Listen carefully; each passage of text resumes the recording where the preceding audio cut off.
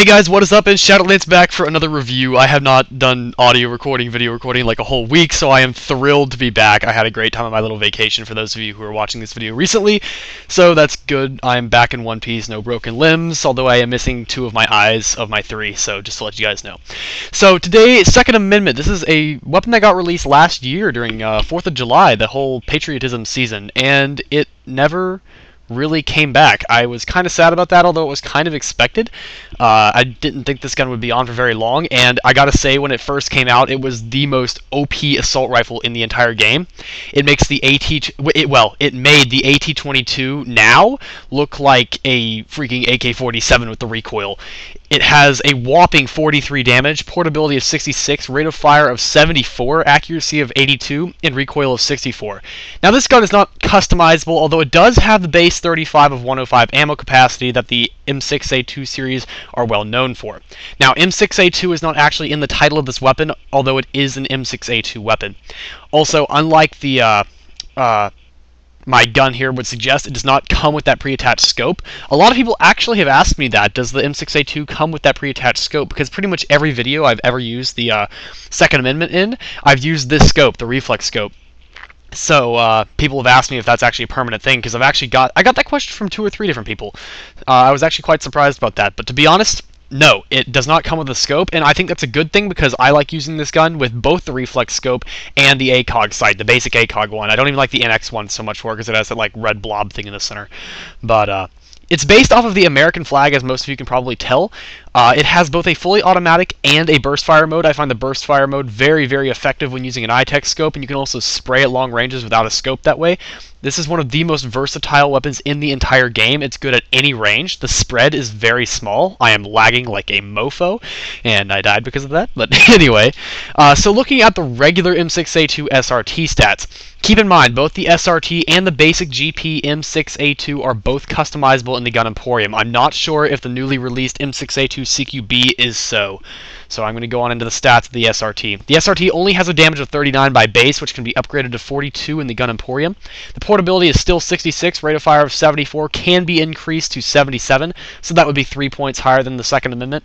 The damage of the accuracy of 81 would be increased to 84 in the Gun Emporium. However, that would force the recoil of 64 to go up to 67, which would be quite high. That's not something you really want on an assault rifle. That would be bad. Most people consider the regular M6A2 to be better anyway because of the recoil pattern, and I kind of agree with it in some sense. The Second Amendment and the basic GP M6A2 have the same recoil pattern, which I find is easier to manage than the M6A2 SRT. The basic GP M6A2 has a base damage of 38, which can be increased to 41. The portability of 62 is 4 points lower than the SRT, and that cannot be changed, so that is one of the downsides. 4 points is definitely noticeable in this game. Rate of fire of 74 can also be increased to 77, so yeah, that's the same as the SRT. The accuracy of 81 and recoil of 64 are also the same as the SRT and can get changed the same way.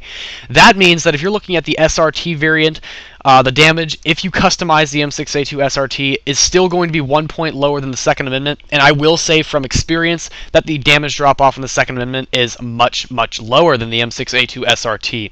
However, the M6A2 and the SRT are both about equal, so there's no real change there. That's why most people do not prefer to buy the M6A2 SRT, because the only upgrade from the GP variant to the SRT variant, other than the 4 points of portability, is the 1 point increase in damage, like when you customize it and so on. All variants have burst fire and fully automatic modes, and all have the ammo capacity 35 of 105. All of them are quite versatile weapons, although most people still tend to prefer the M416 series as far as the low recoil, low damage drop-off gun. And I want to go back and correct myself. Although the Second Amendment has a vastly lower damage drop-off than the other 2 variants, I suppose I should be saying 3 variants, but I have not experimented enough with the M6A2 CQB to be proficient with that, so I don't want to talk about that gun a whole lot. But compared to the other 2 original variants, although I say it has better damage drop-off, they're all quite low damage drop-off guns. I'm pretty sure that they're lower than the M416 CQB.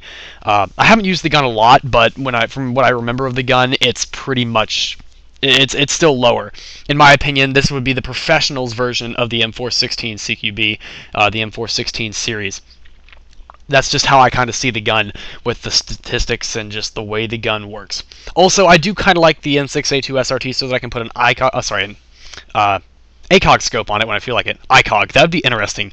To have an ICOG scope named after like that competition, whatever it's called. I don't really do a whole lot of that stuff anymore. I used to, but not so much these days.